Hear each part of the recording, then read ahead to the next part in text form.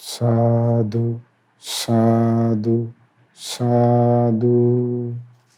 නමෝ බුද්ධාය. හැම දිනාටම තෙරුවන් සරණයි. වැඩ සිටින ගරුතර මහා සංඝරත්නයන් අවසරයි. ශ්‍රද්ධාවන්ත පින්වත්නි, ප්‍රඥා ප්‍රාසාද සදහම් කතිකාවත ඔස්සේ වන ඔබ මේ වෙන විට දන්නවා අප සාකච්ඡා කරමින් සිටින්නේ සත්‍තිස් බෝධිපාක්ෂික ධර්මයන් අවබෝධී පිණිස උපකාර වන්නා වූ කාරණාවන් 37හි පළවෙනි කරුණ සතර සතිපට්ඨානෙහි අවසාන කරුණු කිහිපය තමයි මේ සාකච්ඡා කරමින් සිටින්නේ. කායානුපස්සනාව, වේදනානුපස්සනාව, චිත්තානුපස්සනාව පිළිබඳව අප සාකච්ඡා කළා, ඔබට මතක ඇති. ඒ වගේම ධම්මානුපස්සනාවේ මූලික කොටස පංච නීවරණ, ඊට පස්සේ තිබෙන කරුණ ඊළඟ කරුණ තමයි පංච උපාදානස්කන්ධය පිළිබඳව ගියවර වැඩසටහනේදී වෙනකම්ම අප සාකච්ඡා කළා. අපේ පින්න ස්වාමීන් වහන්සේ අපිට විස්තර කරන්න යෙදුණා. ඒ වගේම අද අපිට සාකච්ඡා කරන්න තියෙන්නේ ධම්මානුපස්සනාවටම අදාළ ඊළඟ කරුණ, ඒ තමයි ආයතන 6 පිළිබඳව. ආයතන 6 පිළිබඳව අදත් අපට මේ සාකච්ඡාවේදී ධර්ම කාරණාවන් විස්තර විභාග කරලා දෙන්න වෙනද වගේම වැඩම කරන්නට යෙදුණා අපේ පින්න ස්වාමීන් වහන්සේ.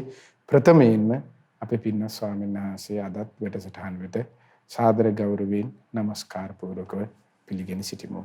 අවසරයි ස්වාමීන් වහන්සේ. නමෝ බුද්ධාය. නමෝ බුද්ධාය.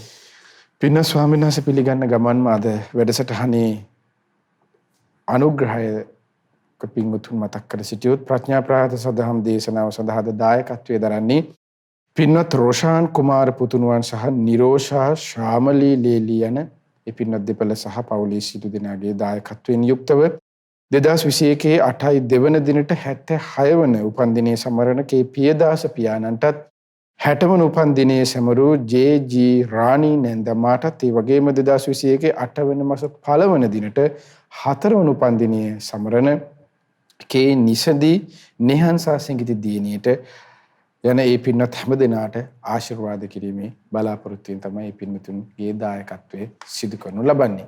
ඉතින් මේ පින්තුන්ට එක්කාසු කරගන්න ගමන් අද පින්න ස්වාමීන් වහන්සේ වැඩසටහන ආරම්භ කරන්නට අවසර. පින්න ස්වාමීන් වහන්සේ මේ වෙනකොට අප සාකච්ඡා කළා මේ ධම්මානුපස්සනාව කොටස් පිළිබඳව, නීවරණ ධර්මයන්, ඒ වගේම පංච උපාදානස්කන්ධය විශේෂයෙන් ගියවර වැඩසටහනට කම්ම සාකච්ඡා කළා.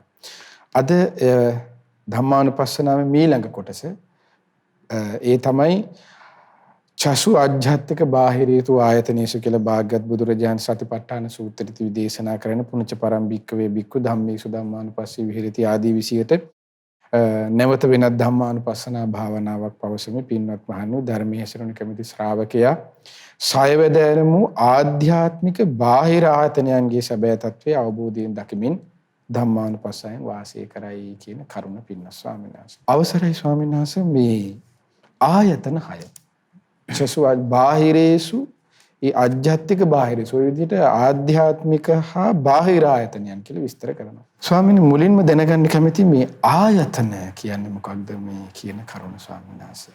හැම දිනාටම තිරුවන් සරණයි. අපි දැන් මේ ධම්මානුපස්සනා කොටසදී කතා කරන්නේ මානසිකාර ප්‍රත්‍යයෙන් හටගන්න ධර්මයක්. එහෙමයි.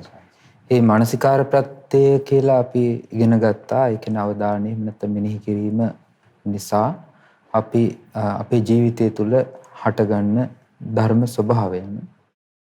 ඒ කරුණවලදී පංච නීවරණත් මානසිකාර ප්‍රත්‍යයෙන්, ඒ වගේම පංච උපාදානස්කන්ධත් මානසිකාර ප්‍රත්‍යයෙන් හටගන්න ධර්මයන්. ඒ වගේම දැන් මේ ආයතන කියන කොටසෙදී ඒ මානසිකාර ප්‍රත්‍යයෙන්මයි ආයතන ධර්මයන් හටගන්නේ. මෙතෙන්දී බුදුරජාණන් වහන්සේ විශේෂ කාරණාවක් ප්‍රකාශ කරන චසු 6ක් තිබෙනවා. අජ්ජත්තික බාහිරේසු ආයතනේසු. ආධ්‍යාත්මවුත් බාහිරවුත් ආයතනයන්. ආධ්‍යාත්මවුත් බාහිරවුත් ආයතනයන් 6 බැගින් තිබෙනවා කියලා. එතකොට මේවට තව වචනයක් බුදුරජාණන් වහන්සේ දේශනා කරලා තිබෙනවා, අපිට බුදු දේශනාවල මුණ ගැහෙනවා. ඒ තමයි 6 වැදෑරුම් වූ ස්පර්ශ ආයතන.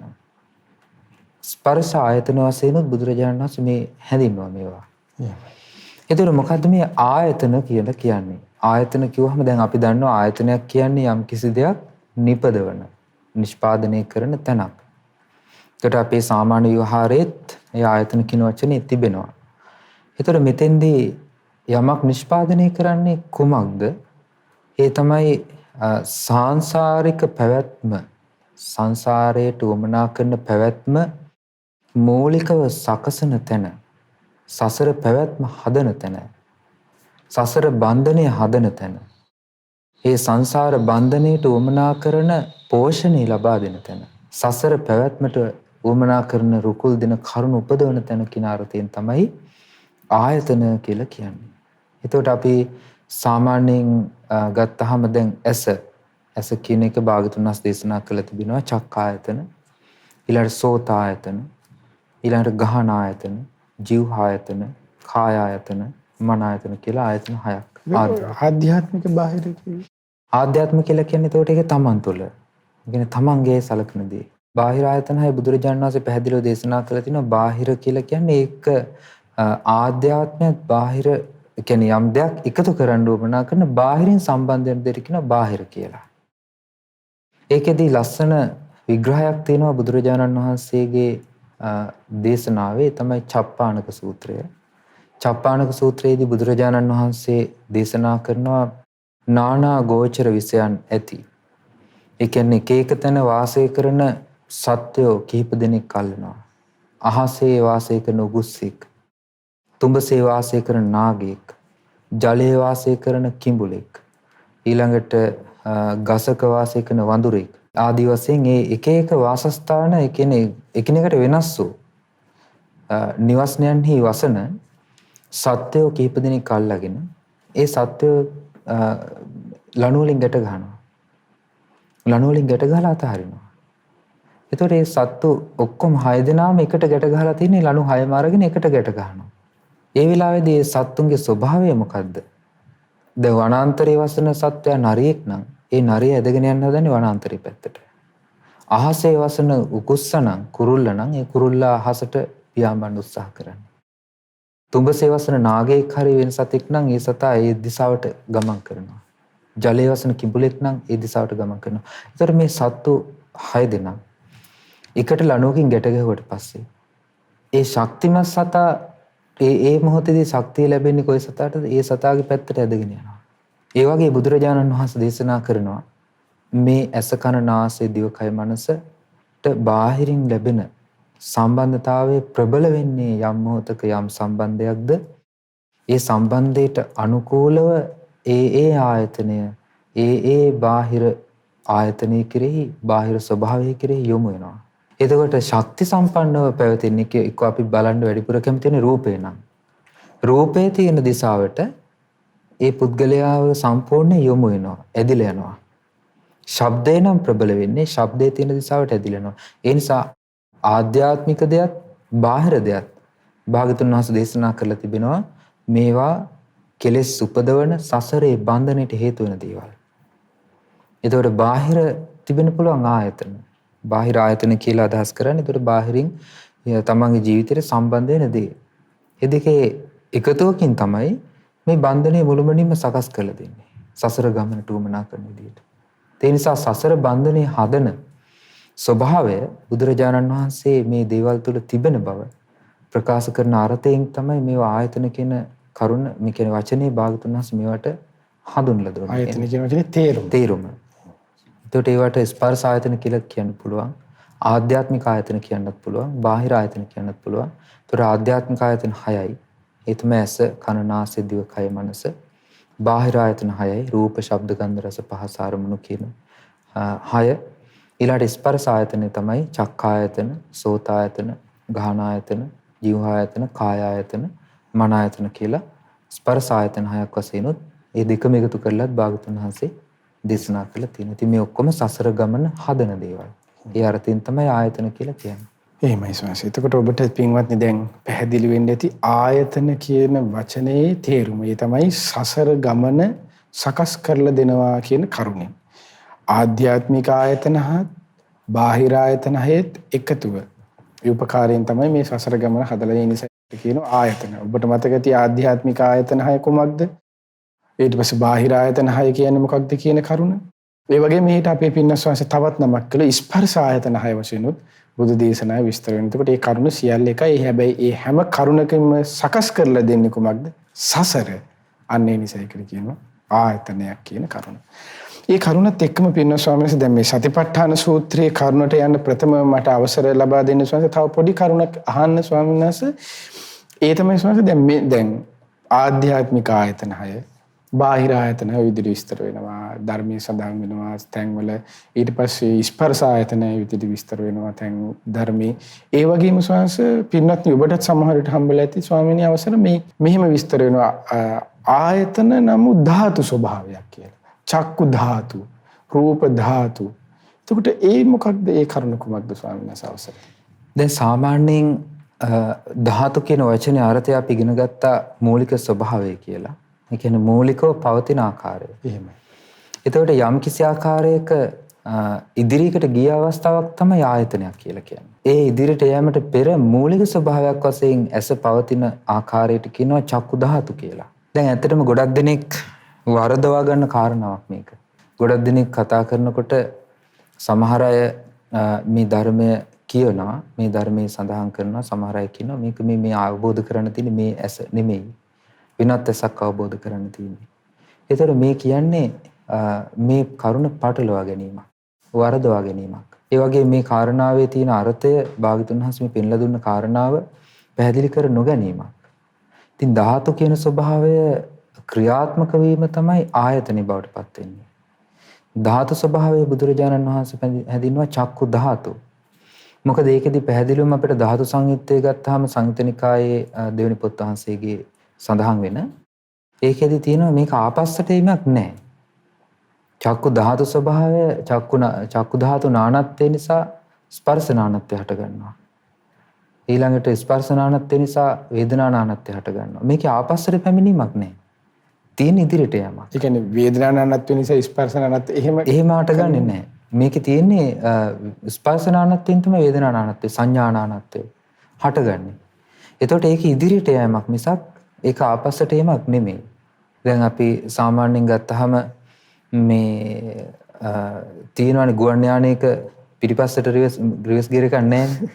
ඒ වගේ මේ සාමාන්‍යයෙන් තියෙන්නේ මේ ධාතු ස්වභාවයෙන් ඉඳන් ඉදිරියට යාමක්. ඒක තමයි ඉදිරියට සකස් වීම. ඒ වගේ අර බුදුරජාණන් වහන්සේ දේශනා කරා මේ මූලික ස්වභාවයෙන් ඉඳන් ඉදිරියට සකස් වෙවි යාම තමයි කෙලෙස් වර්ධනය සිද්ධ වෙන පිළිවෙල. ඒ වගේ මූලික අවස්ථාවට ආපස්සට අපි විමසගෙන આવොත් විමසගෙන පැමිණීමේදී අපිට හම්බෙන මූලිකම අවස්ථාව තමයි චක්කු ධාතු.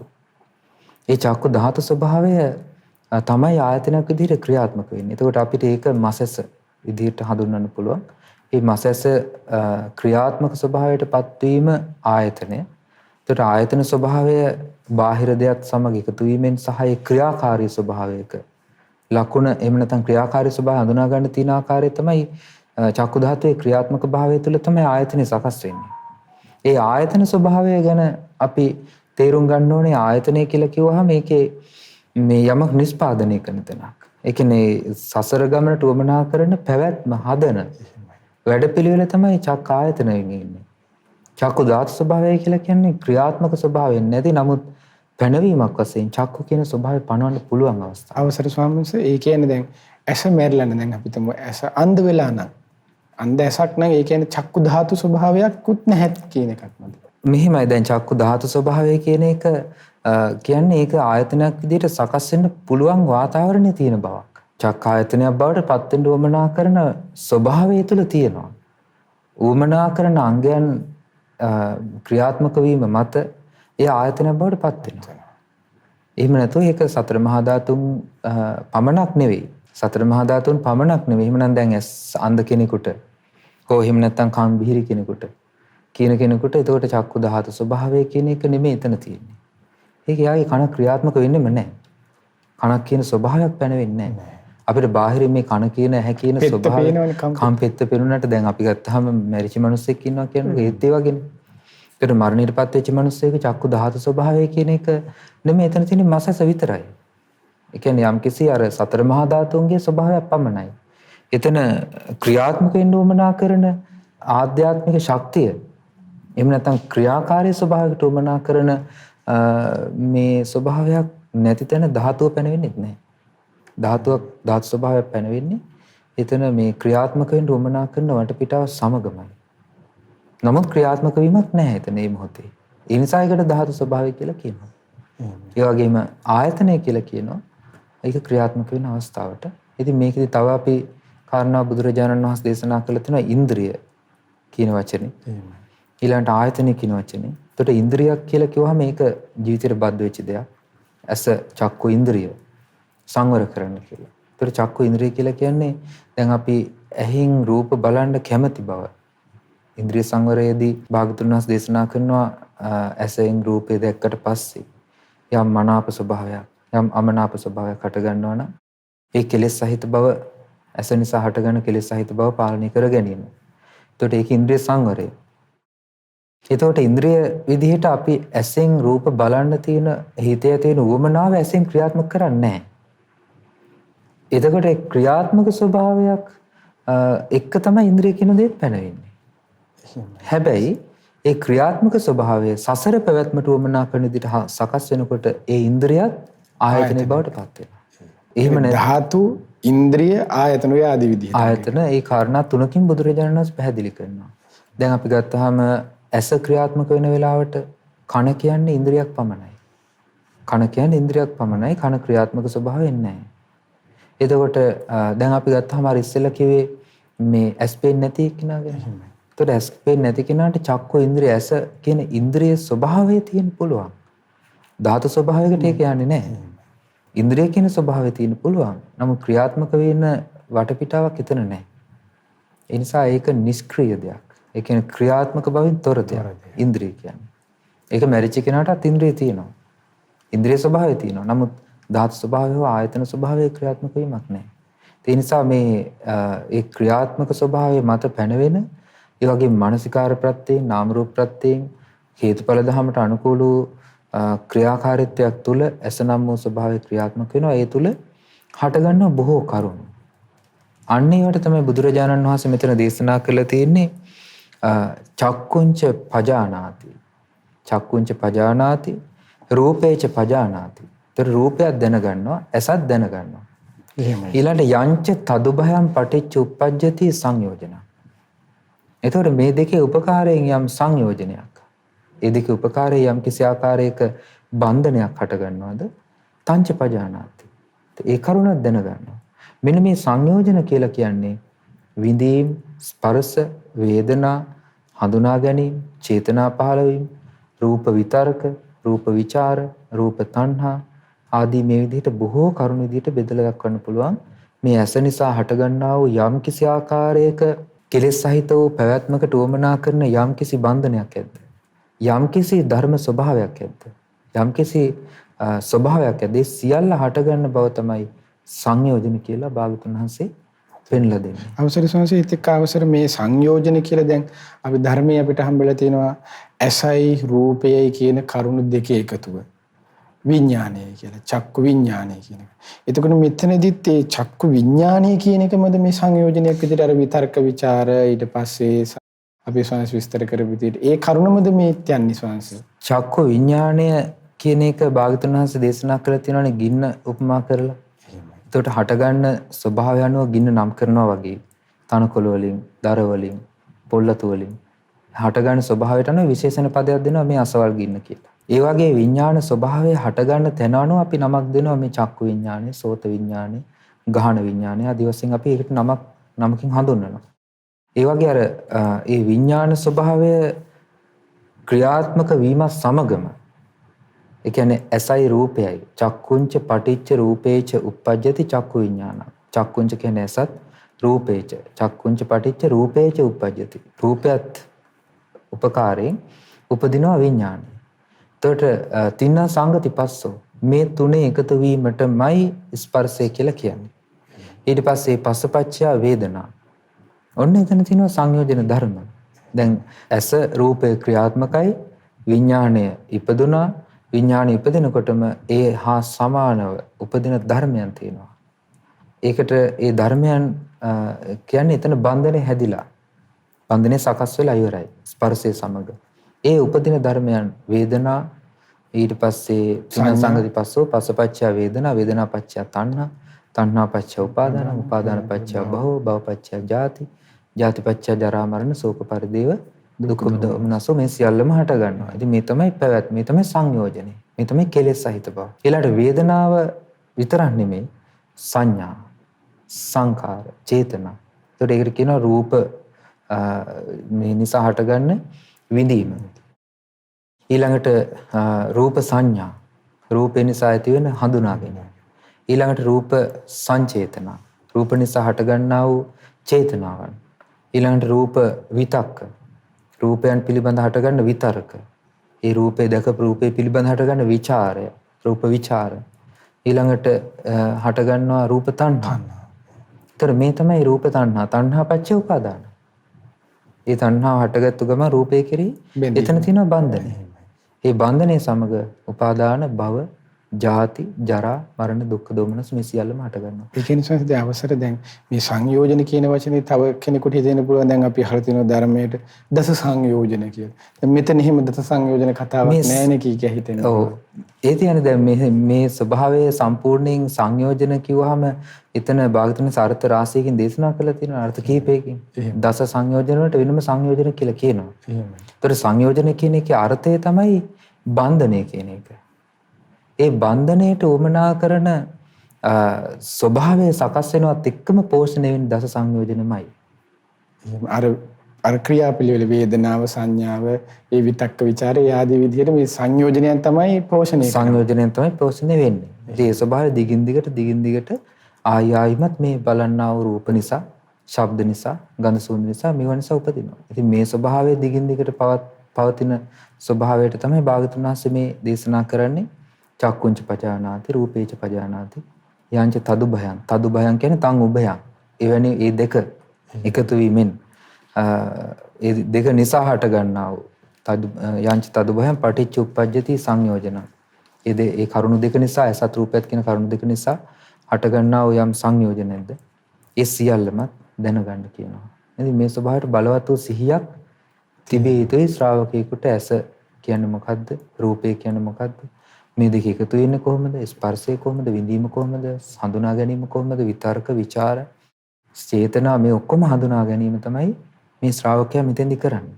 ඉතින් ඒ කිරීම තුළ ඇත්තටම ඊටාම බලවත් වූ සිහියක් නැතුව ශ්‍රාවකයෙකුට මේ ස්වභාවයෙන් හට ගන්න ආකාරයක් ඊළඟට කියනවා යථාච අනුප්පන්නස සංයෝජනස් උප්පාදෝ හෝති. යම් නූපන් සංයෝජනයක් නැද්ද ඒවා උපදිනකොට ඊළඟට යථාච උප්පන්නස සංයෝජනස පහණං හොති. උපන්නා වූ යම් සංයෝජනයක් ඇදේවා ප්‍රහාණය වෙනකොට ඊළඟට එකක් දැනගන්න කියනවා. යථාච පහිනස සංයෝජන සායතින් අනුප්පාදෝ හොති. නැවත කිසිදා උපදින්න නැති ආකාරයට මේ සංයෝජනය නැත්තරම නැතිලා යනවාද? අන්න එතකොට දැනගන්න කියනවා. ස්වාමිනී ප්‍රහාණය පැත්ත චුට්ටක් විස්තර. ඒ ප්‍රහාණය කියන කාරණාවේදී අපි තේරුම් ගන්න ඕනේ මේකෙදී කෙලෙස් ප්‍රහාණය වීමයි. එතකොට ඉහළ මාර්ගඵලයන්ටපත් වෙනකොට යම් ශ්‍රාවකෙක් ඒ ශ්‍රාවකයා තුළ ඇති වෙන ඥානය අවබෝධය.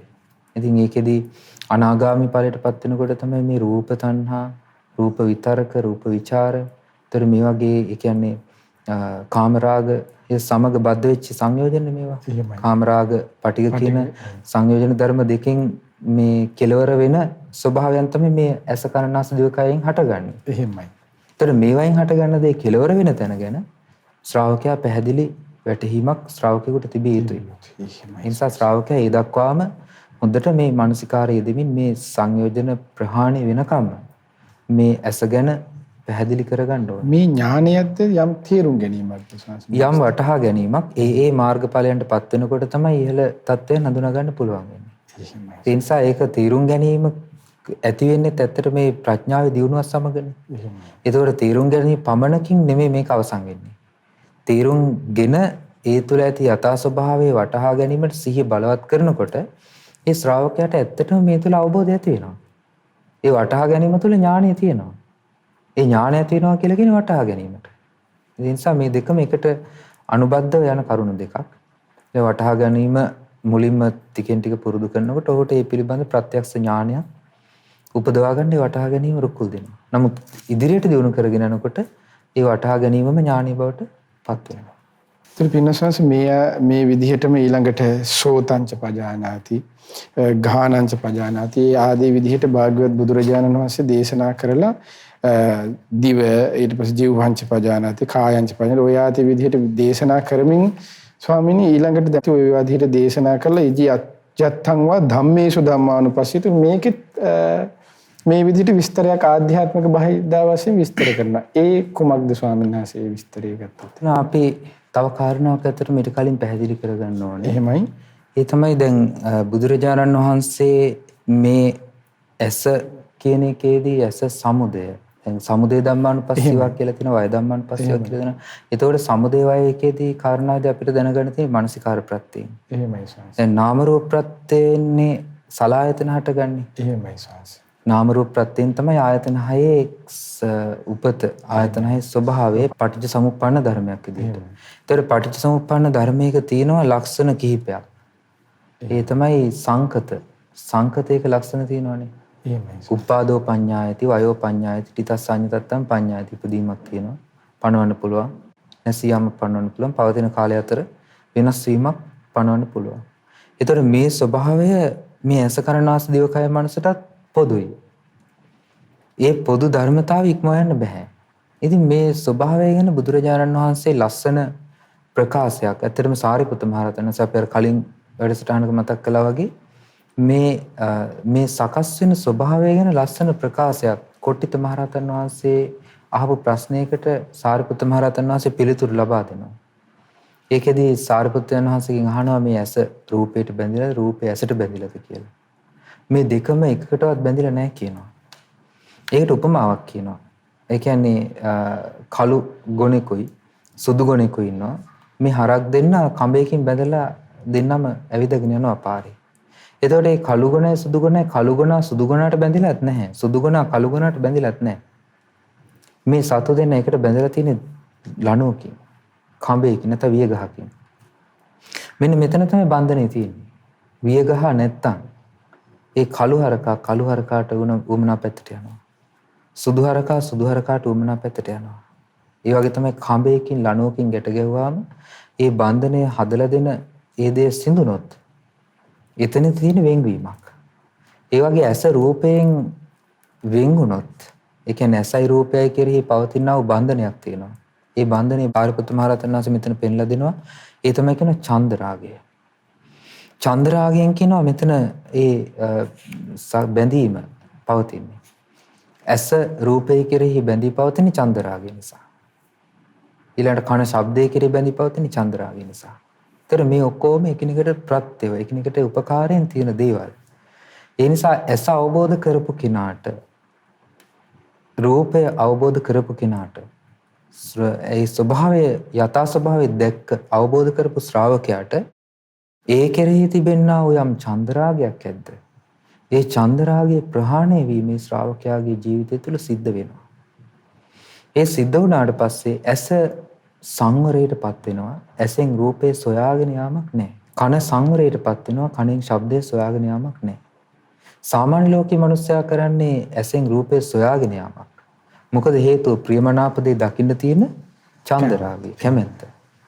ඊළඟට කනෙන් ශබ්දය අහන්න ශබ්දේ සොයමින් යනවා. හේතුව තමයි ශබ්දය අහන්න තියෙන ප්‍රිය බව කැමැත්ත. හිතේ උපදින අභ්‍යන්තරික උවමනාව. ඊළඟට නාසයෙන් ගඳ සුවඳ ප්‍රියමනාප සුවඳ විඳින්න කැමැති. ඒ අභ්‍යන්තරයේ තියෙන ඒ ස්වභාව විඳින්න ඕනේ කරන අභ්‍යන්තරික කෙලෙස් සහිත බව. ඊළඟට දිවෙන් රසය සොයාගෙන යාම, කයෙන් පහස සොයාගෙන යාම, මනසින් අරමුණු සොයාගෙන යාම. ඒතර මේ බන්ධනය නැත්තම් යම් තැනක යම් ශ්‍රාවකෙක් තුල ඒ ශ්‍රාවකයා ඒක අවබෝධයෙන්ම ඒක කරන්නේ. නිකන් දැන් අපිට තුමු බුදුරජාණන් වහන්සේ දේශනා කළ තියෙන එක අවස්ථාවක අර පාරාසරය කියන තාපසයාගේ ඉන්ද්‍රිය සංවරය ගැන. උත්තර කියලා තරුණයෙක් ඇවිල්ලා බුදුරජාණන් වහන්සේගෙන් විමසපු අවස්ථාව. ඉතින් භාගතුන් වහන්සේ දේශනා කරන එහෙනම් ඉතින් මේ ඇසෙන් රූප නොබලා සිටීමයි අපේ ආචාර්යවරයා අපිට කියලා දෙන්නේ කියලා උත්තර කිව්වා. ඊට පස්සේ කනෙන් ශබ්ද නොසා සිටීමයි නාසයෙන් ගඳ සුවඳ විඳී නොවිදීමයි ඉන්ද්‍රිය සංවරය කියලා. ඉතින් බුදුරජාණන් වහන්සේ වදාලා ඒක නෙමෙයි මේ බුද්ධ ශාසනයේ ශාස්ත්‍රඥ වහන්සේ කියලා දෙන ඉන්ද්‍රිය සංවරය.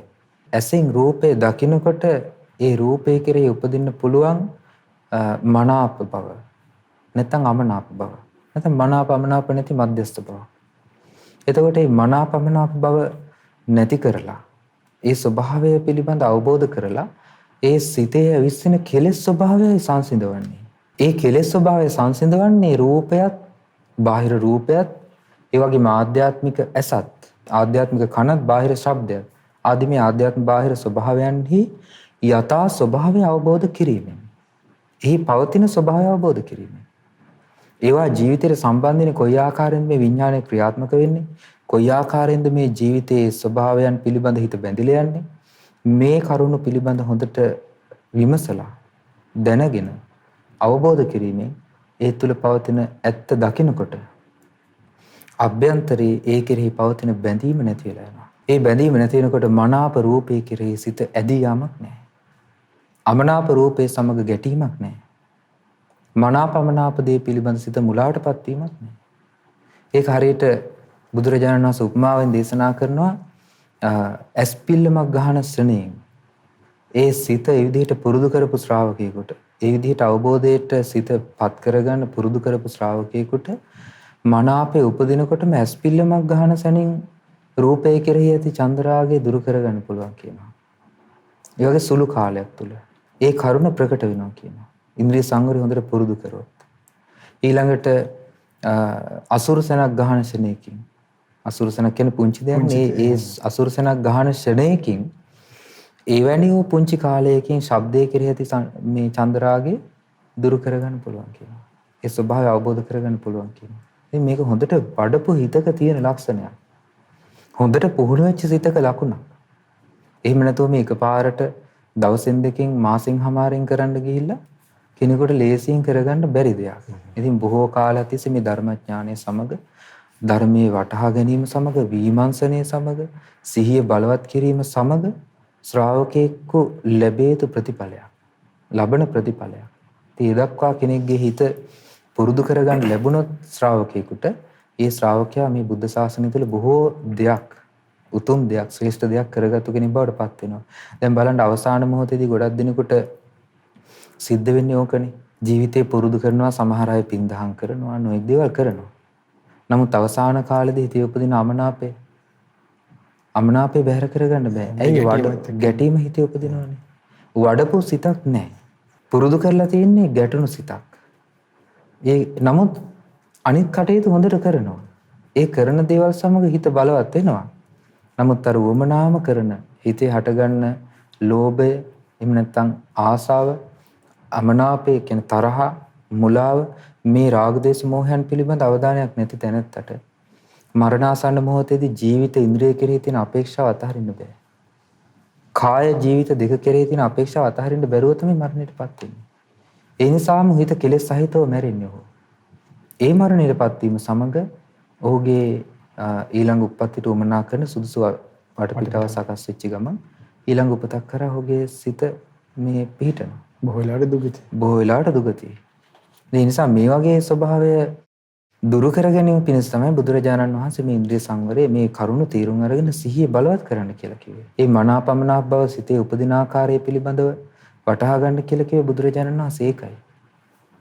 එimhe වටහා ගත්තොත් පමණයි මේ රැකවරණේ තියෙන්නේ. ඒක බොහෝ උත්සාහයෙන් කළ යුතු දෙයක්. බලවත් වීරියෙන් කළ යුතු දෙයක්. බලවත් කැපවීමෙන් කළ යුතු දෙයක්.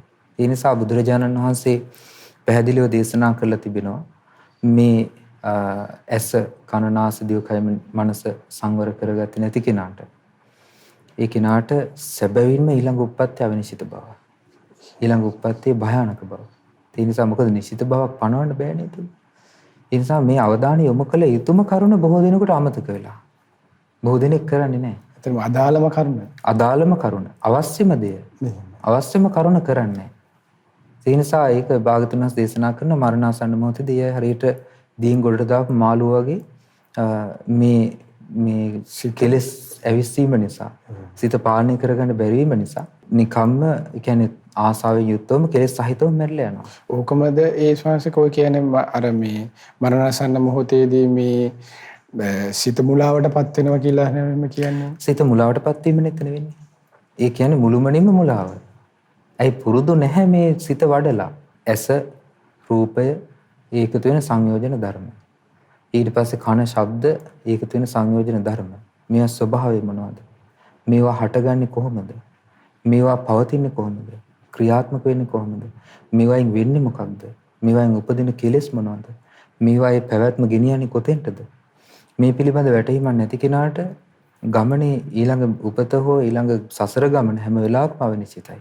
සිහි මුලා වෙලා කලුරිය කිරීම. සිහි මුලා වෙලා කලුරිය කරන්නේ. ඒ කලුරිය කිරීම තුළ උපත යන්නේ දුගතියට. දුගති උප්පත්තිය කරා යනවා. ඒ නිසායි මෙච්චර මේ භාගතුන් වහන්සේ සිහිය බලවත් කරන්න කියලා දේශනා කරන්නේ. ස්වාමීනි දැන් එතකොට දැන් ඔයත් එක්ක හරි ස්වාමීනි ලස්සන කරුණක් මතු කළා ස්වාමීනි. දැන් එතකොට කොහොමද මේ විදිහට ස්වාමීනි කොහොමද දැන් ඒ සිත බලවත් කරගන්න විමසන්නේ කොහොමද දැන් මේ විදිහට කෙනෙක්? දැන් ඒකට ඇස ගැන හොඳ වටහා ගැනීමක් ඕනේ. එක එක අදහස් නෙමෙයි.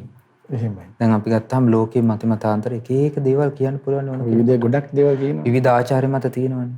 නමුත් අපිට අපගේ පරමාචාර්යයන් වහන්සේ ශාස්ත්‍රුන් වහන්සේනේ. එහෙමයි. ඒ ශාස්ත්‍රුන් වහන්සේගේ ධර්මයට අනුකූලවම ඇස නම් වූ ස්වභාවය තේරුම් ගත යුතුයි. ඊළඟට ශාස්ත්‍රුන් වහන්සේගේ අනුශාසනාවට අනුවම රූපේ නම් වූ ස්වභාවය තේරුම් ගන්න ඕනේ. ඇසත් රූපයත් එකතු වෙන ආකාරය පිළිබඳව භාගතුන් වහන්සේ විග්‍රහ කරපු විදිය නිවැරදිව පැහැදිලි කරගන්න ඕනේ. ආචාර්ය මත වැදගත් නැහැ. ඒ කියන්නේ දැන් එක එක ගුරුවරයන්ගේ තියෙන එක එක මතාන්තර අදහස්. හරියට කොහොමද අරන් කෙනෙක් පුරුදු කරන්නේ? ඒක තමයි ශාස්ත්‍රීය ශාසනය තේරුම් ගැනීම තමයි ලෝකේ වර්තමානයේ තියෙන අතිශයම දුෂ්කර දේ. බුදුරජාණන් වහන්සේගේ අනුශාසනාව තේරුම් ගැනීම. ඒ මොකද භාගතුන් වහන්සේගේ අනුශාසනාවට වඩා අද වර්තමානයේ තියෙන මිනිස්යාට තියෙන ස්වභාවය තමයි අනුශාසනාව කෙරෙහි හිත පහදින්නේ. බුදුරජාණන් වහන්සේගේ බුද්ධ වචනය කෙරෙහි හිත පහදවන්න උවමනා කරන මේ ධර්මය කියනකොට ඒ ධර්මයට ගැරහීමක් කරන්නේ. එක්කෝ ඒක අහන්නේ නැහැ. අහන්න නැතුව ගරහනවා. ඉතින් එතනින් මෙයාගේ ධර්මයේ විමසීම අවසන්. ඒ නිසා මේ කය තියෙනකම් මේ ශරීරයේ තියෙනකම් මනුස්ස ලෝකේ බත්මාළු පිණි කාලා ඉන්නවා. මේ කය මරණයටපත් වුණාට පස්සේ මේ කයෙන් කරගන්න තිබිච්ච දේත් කරගන්න නැතුව දුගති ලෝක වලට යනවා. ඉතින් ඒ නිසා මේ ස්වභාවය හරිම භයානක තත්ත්වයක්. ඉතින් ඒකනේ බුදුරජාණන් වහන්සේ දේශනා කළේ මේ නියසෙල මතට පස්වල්පයක් අරගෙන මෙන්න මෙච්චර ප්‍රමාණයක් පමණයි සුගති උපදින්නේ කියලා. ඒක මේ ධර්මයට අනුව විමසනකොට හරිම පැහැදිලි කාරණාවක්. කිසිම වාදයක් නැහැ ඒ ගැන. කිසිම තර්කයක් නැහැ. මේ ධර්මානුකූලව බලනකොට ධර්මයේ තියෙන සඳහන් දේත් එක්ක විමසලා බලනකොට මේ නියසිල මත තියෙන පස් ප්‍රමාණිතරමටත් අඩු ප්‍රමාණයක් තමයි මේ ඉන්න ජනතාව අතරින් නැවත සුගතියක උපදින්නේ. ඒ මොකද හේතුව මේ මිනිස්යාට ඇස රූපය කන ශබ්දය ආදී මේවා පිළිබඳවත් මේ කරුණ නිසා උපදින්නා වූ සංයෝජනයන් පිළිබඳවත් සිහියක් කල්පනාවක් අවබෝධයක් වැටහීමක් ඥානයක් කිසිම දෙයක් නැහැ. කිසිම කරුණක් නැහැ. ඒ නිසා ඒ කරුණ වටහාරුව කියනවා ගැඹුරු වැඩි තේරෙන්නේ නැහැ කියනවා. ගැඹුරු වැඩි. නමුත් ගැඹුරු වැඩි වුණා කියලා සසරේ යන භයානක බව නිදහස් වෙන්නේ නැහැ නේ. මේක තේරුම් නොගත්තු කෙනා. ගැඹුරු වේවා නොගැඹුරු වේවා තේරුම් ගත යුතු දේ තේරුම් ගත යුතුයි. ඒ මොකද සාමාන්‍ය මිනිස්යාගේ හිත පුරුදු වෙලා තියෙන වර්තමානයේ ගත්තාම දැන් අතීතයේ දන්නවා අතීත ශ්‍රාවකයන් වීර්ය කරපු විදිහ කැප වෙච්ච විදිහ. නමුත් වර්තමානයේ මිනිස්යාට ඒක පේන්නේ නැහැ. එහෙම දෙයක් දකින්නේ නැහැ ලෝකේ. ඒ නිසා වර්තමානයේ මිනිස්සයා හොයන්නේ ලේසියෙන් ක්‍රම හොයනවා ධර්මය අවබෝධ කරගන්නත්. ලේසි ක්‍රම හොයනවා. ඒක තමයි පිරිහෙන යුගයේ ස්වභාවය. ඒ පිරිහෙන යුගයේ ස්වභාවය එක්ක මිනිස්යාගේ හිත ධර්මය තුලින් ඈත් වෙනවා මිස ධර්මෙ පිහිටන්නේ නැහැ. ධර්මයට නැඹුරු වෙන්නේ නැහැ. ධර්මයත් එක්ක එකතු වෙන්නේ නැහැ. ඒ නිසා බුදුරජාණන් වහන්සේ දේශනා කළේ මේ ධර්මය කියන එක මේ ලේසියෙන් අවබෝධ කරන්න බැරි එකක්. ඒකේ භාගතුන් වහන්සේ වචන වලින්ම දේශනා කරනවානේ. දුරනුබෝධා අවබෝධ කිරීම දුෂ්කරයි. ඊළඟට දුද්දසං දැකීම ඒක අවබෝධයමනේ දැක්මත් දුෂ්කරයි.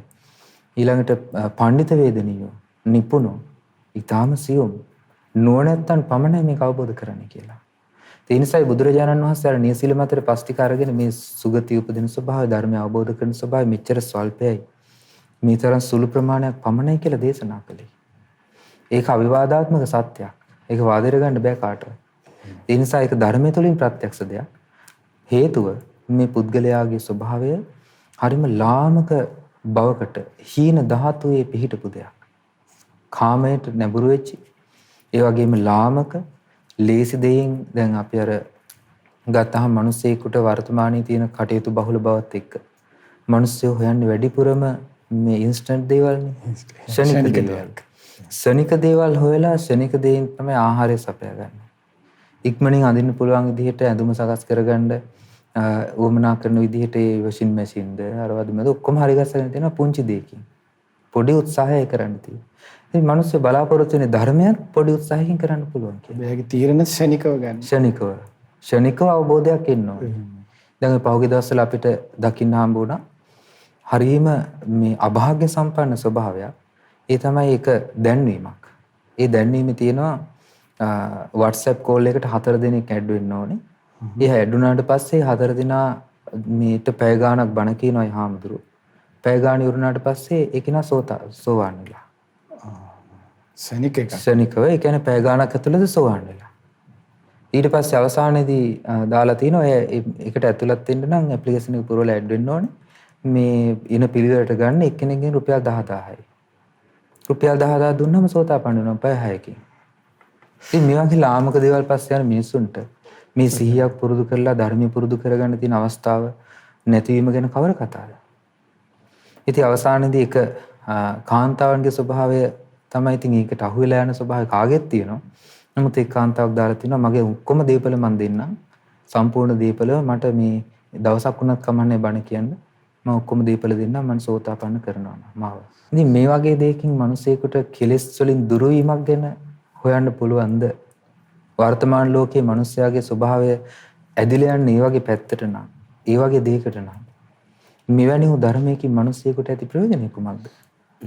ඒ නිසා ඒ අයට තියෙන්නේ නැවත නැවත දුගතියට යන ගමන මිස මේ මනුස්ස ජීවිතය අවසන් වුණාට පස්සේ වෙන පිහිටක් නැහැ. ඒ මොකද මේ විදිහට ඒ කියන්නේ මහා අඥාන විදිහට ඇහුවෙලා යන්න මොනවද? ඒකට හේතුව තමයි පුද්ගලයාගේ පරිහානිය. දැන් භාගතුන් වහන්සේ ඒක පැහැදිලිව දේශනා කරනවානේ පග්ගුණ ස්වාමීන් වහන්සේට තිර මහා කස්සප මහ රහතන් වහන්සේට පැහැදිලිව දේශනා කරන ධර්මය අවබෝධ කරගන්න බැරි වෙන්න හේතුව තමයි කියනවා ධර්මය අතුරුදහන් වීම. ධර්මය අතුරුදහන් වීම කියන්නේ මේ පොත්පත්වල ලියපු අතුරුදහන් වීම නෙමෙයි. මනුස්සයාගේ හිතේ තියෙන ස්වභාවය, හිත ධර්මයේ පිහිටන ස්වභාවය අතුරුදහන් වෙලා යනවා. හිත තුළ ධර්මයේ පිහිටන්නේ නැහැ. ඊළඟට පුද්ගලයාගේ පරිහානිය. මේ දෙකම හේතු වෙනවා. එතකොට ලෝකයේ වර්තමානයේ දැන් අපිට ඔය ඊපෙරිදා එක පොඩි පොතක සටහනක් කියවන්න හම්බුණා. පැරණි පොතක 1890 ගණන් වල සටහන් කරපු එකක් ලංකාවට සුද්ධ ලංකාව පාලනය කරපු කාලේ. ඒ කාලේ ලියලා තියෙනවා මේ මිනිස්සු අනුරාධපුරයට යනවා. අනුරාධපුරයට ගිහිල්ලා එක ඒ කියන්නේ ඒ වාරය කියන්නේ මිනිස්සු වන්දනා කරන්න යන කාලේ මම හිතන්නේ පොසොන් කාලේ වෙන්න ඇති. ඒ පොසොන් කාලේදී මිනිස්සු සාමාන්‍ය ඒ කාලේ 20000ක් විතර කරත්ත වලින් පයින් කද්දමලු බැඳගෙන ඇවිල්ලා තියෙනවා වැඳුම් පිදුම් කරන්න. ඉතින් ඒ එන මිනිස්සු අතර රණ්ඩුවක් ඇති වෙච්ච බවක් කිසිම දවසක අහන්න ලැබිලා නැහැ කියලා. ඒ සුද්දා ලියලා තියෙනවා.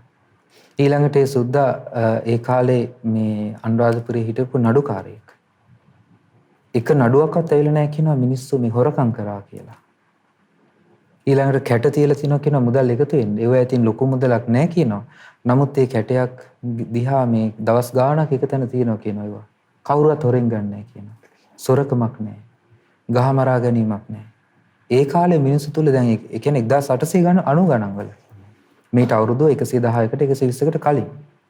130කට විතර කලින්. එතකොට ඒ කාලෙත් මනුස්සය මෙච්චර පිරීලා තියෙද්දි ලංකාවේ මිනිස්සු අතරේ ගුණධර්ම තිබුණා. අද සෙරප්පු දෙකක් නැහැ කිව්වොත් එහෙම. අද මොනවත් නැහැ. දැන් පන්සලට ගියාම සෙරප්පු දෙක වෙන දෙකක් දාගෙන ඇවිල්ලා අනිත් අයගෙන් අහනවා මේක ලස්සනද කියලා. ඉතින් ඒ වගේ පරිසරයක් තමයි අද තියෙන්නේ. ඒ වගේ මේ පරිහානියක්. ඒ පිරිහීම ධර්මයෙන් ඈත් වීම කියන දේ තුළ මිනිස්යාට ලැබිය යුතු යම් උරුමයක් ඇද දුගති උරුමය. ඒ කරාම මිනිස්යාගේ හිත පිරිහිලා යනවා නිසා මේ කුසල් දහම් තුළ මිනිස්යාගේ හිත පිහිටන්නේ නැහැ. ඒ නිසා බුදුරජාණන් වහන්සේ දේශනා කළා සිහියෙන් තොරව, වීරියෙන් තොරව, ප්‍රඥාවෙන් තොරව මේ ධර්ම අවබෝධයක් ගැන කතා කරන්න බෑ කියලා. පින්වත්නි, අද අපි මේ කතා බහේ මේ සාකච්ඡාවේ සිදු කරේ මේ ආයතන 6 පිළිබඳව. තව අපිට බොහෝ කරුණු කාරණාවන් ඉදිරි වැඩසටහනට සාකච්ඡා කරන්න තියෙනවා. සාරාංශය මතක් කරගත්තොත් ආයතන නම් වූ ධාතු ස්වභාවය, චක්කු ධාතු ඒ ආදි විදිහට, ඊට පස්සේ ඉන්ද්‍රියක් කියන්නේ කුමක්ද කරුණ, ඊට පස්සේ ආයතනයක් කියන්නේ කුමක්ද කරුණ පිළිබඳව අපි ස්වාංශ අපිට විස්තර විග්‍රහ කරන්නට යෙදුණා. ඒ වගේම ආයතනයක් කියන තේරුම, ඒ කියන්නේ මේ සසර පැවැත්ම සකස් කරලා දෙන්නා වූ ස්වභාවයෙන් යුතු නිසයට කියනවා ආයතනයක් කියන කරුණ ඔබට මතක ඇති. ඒ වගේම මේ ආධ්‍යාත්මික බාහිර ආයතන එකතු වීමෙන් සංයෝජනයන් හටගන්න වූ ආකාරය තමයි අපි විස්තර කරමින් සාකච්ඡා කරමින් සිටියේ. ඒත් එක්ක ඊළඟට අපේ පින්න ස්වාංශ විස්තර කරන්නට දුන මේ කොට්ටිත සූත්‍රය මුල් කර ගනිමින් මේ ආධ්‍යාත්මික ආයතනත් බාහිර ආයතන බෙද තබන්නා වූ කරුණ, ඡන්ද රාගය කියන කරුණ උපමා මුල් කරගැනීමෙන් සුදු ගුණාත් කළු ගුණාත් මුල් කරගැනීමෙන් මේ බෙද තබන්නා වූ කඹේ වගේ තමයි කියලා මේ ඡන්ද රාගය කියන කරුණ. ඒ සියලු කරුණ ඔබට මතක් කරගැනීමෙන් අදට ප්‍රඥා ප්‍රාසාද සදහම් කතිකාවත අවසන් කරන්නයි සූදානම් වන්නේ. ඊළඟ වැඩසටහනේ කතා කරන්න බලාපොරොත්තු වෙනවා. ඒ තමයි මේ ආයතන 6 තමයි මුල්වන්නේ කියනවා මේ සසර ගමනේ මුල්වන්නේ කියන්නේ. බුදුරජාණන් දේශනා කරනවා පින්න ස්වාමීන් වහන්සේ මේ ඒ තමයි මේ පුරාණමිදම් භික්ඛවේ මේ චක්කුන් ওই විදිහට ආදී විදිහට මේ පැරණි කර්මයක් කියන කරුණ. ඒ වගේ කරුණුත් ඊළඟ වැඩසටහන සාකච්ඡා කිරීමෙන් බලාපොරොත්තු වෙන අදට පින්න ස්වාමීන් වහන්සේ අවසර වැඩසටහන අවසන් කරන්න. මුලින්ම අපි පුණ්‍යානුමෝදනා කර සිටිමු අපි පින්න ස්වාමීන් වහන්සේට. මේ ධර්ම කාරණාවන් කියා දුන්නාම අපේ පින්න ස්වාමීන් වහන්සේ නිදුක් වෙත්වා, නිරෝගී වෙත්වා, සුවපත් වෙත්වා, චිරජීවනයේ දීර්ඝායු සම්පත සියලු ආරක්ෂාව රැකවරණී සලසේවා. අපේ පින්න ස්වාමීන් වහන්සේට තව තවත් මේ උතුම් ශාසනික මෙහෙවරේ දෙමින් ගෞතම බුදු සසුනේ පිළිසරණ ලබන්න මේ සීල පිණුත් ඒකාන්තයෙන්ම හේතුපකාර වෙත්වා.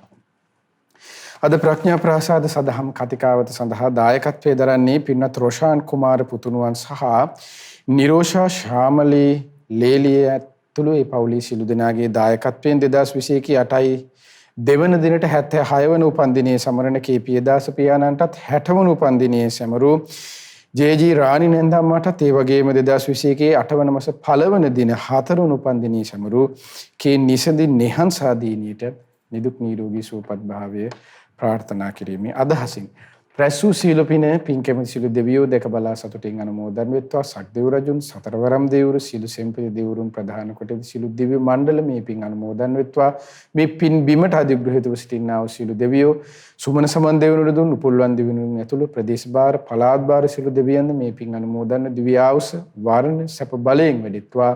ශ්‍රද්ධා සීල ශ්‍රුත ත්‍යාග ප්‍රඥා යන උතුම් සේක බල ධර්මයෙන් වැඩිත්වා. පිනින් සතුරුනි සිළු දෙවියන්ගේ දිව්‍ය රැකවරණේ ආරක්ෂා උදව්පකාර ඔබ සිළු දෙනාට දායකත්වයේ දරු රොහාන් කුමාර පුතුණුවන්ට ඒ වගේම නිරෝෂ ශාමලී දියණිය ඒ මහත්මියට ඒ වගේම කේ.පී.දාස පියාණන්ට රාණි නැන්දම ඒ වගේම නිහංසා සිඟිති දියණිය ඇතුළු පවුල හැම දිනාටම සීල ආරක්ෂාව රැකවරණී සලසා දෙත්වා. දෙවියෝද බ්‍රහ්මයෝද මේ පින් අනුමෝදන්ව ගෞතම බුදු සසුනේ චතුරාර්ය සත්‍ය ධර්මයේම අවබෝධ කරත්වා. ඒ වගේම මීට වසර 5කට පෙරදී මිය පරලොව ගිය එච්.ඒ. රාණි මෑණියන්ට මේ පින් අනුමෝදන් වෙත්වා. රාණි මෑණියන්ටත් මේ පින් අනුමෝදන් වේ. ඒ වගේම ඔබ අප නමින්ද මිය පරලොව ගොස් ගුරු දෙමාපිය ඥාති වර්ගය පින් බලාපොරොත්තු වෙන නැත්නම් ඒ සිළු ඥාතීන්ගේද පරලොව ජීවිත සැපවත් වෙත්වා, සුවපත් වෙත්වා. ඥාතීන්ද සංසාර දුකින් අත මිදෙත්වා. දායකත්වයේ දරූ පින්වත් රොහාන් කුමාර පුතුණුවන් ඒ වගේම නිරෝෂා ශාමලී ලේලිය ඇතුළු පවුලේ සියලු දෙනාටත් 2021 8 වන මාස 2 වන දිනට 76 වන ජන්මදිනයේ යෙදෙන කේ.පී.දාස පියාණන්ට 60 වන උපන්දිනයේ සමරු ජේ.ජී. රාණි නැන්දම්මාට ඒ වගේම 2021 8යි 1 වන දිනට 4 වන උපන්දිනයේ සමරු කේ නිසඳි නිහංසා සිඟිති දියණියටත් මේ පින් අනුමෝදන්ව ඒ හැම දිනාටමත් නිදුක් නිරෝගී සුවපත් භාවයේ චිර ජීවනයේ දීර්ඝායු සම්පත සලසේවා. සීල ආරක්ෂාව රැකවරණේ සලසේවා. දෙවිවරුන්ගේ ආශිර්වාදී කාන්තේම රැකවරණේ සලසේවා. පින්වත් හැම දිනා කරන කියන සිතන පතන සීල ධාර්මික ඉටුම් පැතුම් රැකී ආරක්ෂා ඒ වගේම පින්වතුන් බලාපොරොත්තු වෙනවා. ඒ පින්වතුන් ඉදිකරමින් පවතින නිවසේ වැඩ කටයුතු කිසි බාධා කරදරයකින් තොරව සුවසේ සාර්ථක කර ගැනීම පිණිස මේ පින් උපකාර වේවා යන අදහස. ඒ නිවසේ වැඩ කටයුතුත් බාධා කරදර වලින් කිසිවත් අතුරු ආන්තරාවකින් තොරව සාර්ථකව සිදු කරගන්නත් ඒ පින්වත් හැම දිනාට සීල ශක්තිය ධෛර්යය වාසනාව ඒකාන්තයෙන් සැලසේවා. ඒ හැම දිනාටම සුවසේ ජීවිතේට පින් දහම් එක්රැස් කරගෙන ගෞතම බුදු සසුනේ උතුම් පිළිසරණ ලබන්න මේ සීල පින් ඒකාන්තයෙන්ම හේතුපකාර වෙත්වා. ඒ වගේම අප ගුරු දේවෝත්තම කල්යාණ මිත්‍ර පින්වත් ලොකු ස්වාමීන් වහන්සේද මේ පින් සමලස අනුමෝදන් ගුරු දෙවිඳුන් නිදුක් වෙත්වා, නිරෝගී වෙත්වා, සුවපත් වෙත්වා. චිරජීවනයේ දීර්ඝායු සම්පත සැලසේවා. ගුරු දේවෝත්තම පින්වත් ලොකු ස්වාමීන් වහන්සේට උතුම් ධර්මාවබෝධය පිණිස මේ පින් හේතුපකාර වෙත්වා. සිල්ගුණදම් වඩන මහා සංඝරත්නයේද මේ පින් අනුමෝදන් නිදුක් නිරෝගී සුවපත් භාවයෙන් චිරජීවනයේ යුක්තව ගෞතම බුදු සසුනේ උතුම් පිළිසරණ ලබන්න මේ පින් හේතුපකාර වෙත්වා. ඔබ අප හැම දිනාගෙම දෙමාපිය, ගුරුවර, නෑදෑ හිතමිතුරු ඇතුළු සෑම දිනාටත් ශ්‍රද්ධා මාසික ධර්ම දානෙ උදව්පකාර කරන නන්නයිරි උදව්පකාර කරන්නා වූ සිව්පසෙන් උපකාර කරන්නා වූ හැම දිනාටමත් සමලෙස මේ පින් අනුමෝදන් ඒ ඔබ අප සියලු දෙනාමත් නිදුක් වෙත්වා, නිරෝගී වෙත්වා, සුවපත් වෙත්වා. චිරජීවනයේ දීර්ඝායු සම්පත සැලසෙත්වා. කරන කින සිතන පතන සියලු ධර්මික කිතුම් පැතුම් රැකී රක්ෂාවන් වෙලෙලඳාම් ගොවිතැන්පත් දූදරුවන්ගේ අධ්‍යාපන කටයුතු ආදී යත්නම් ඒ හැම දෙයක්මත් ਸਰව ප්‍රකාරයෙන්ම සාර්ථක වෙත්වා. හැම දිනාගේම ජීවිතවලට සුවසේ පින් ධම්මික රැස් කරගෙන ගෞතම බුදු සසුනේ උතුම් පිළිසරණ ලබන්නේ මේ පින් ඒකාන්තයෙන්ම හේතුපකාර වෙත්වා. හැම දිනාටම තෙරුවන් සරණයි. නමෝ බුද්ධාය. මෙවැනි වටිනා ධර්ම දේශනා ශ්‍රවණය කිරීමට ශ්‍රද්ධා ඩේලි YouTube චැනලය සබස්ක්‍රයිබ් කරන්න.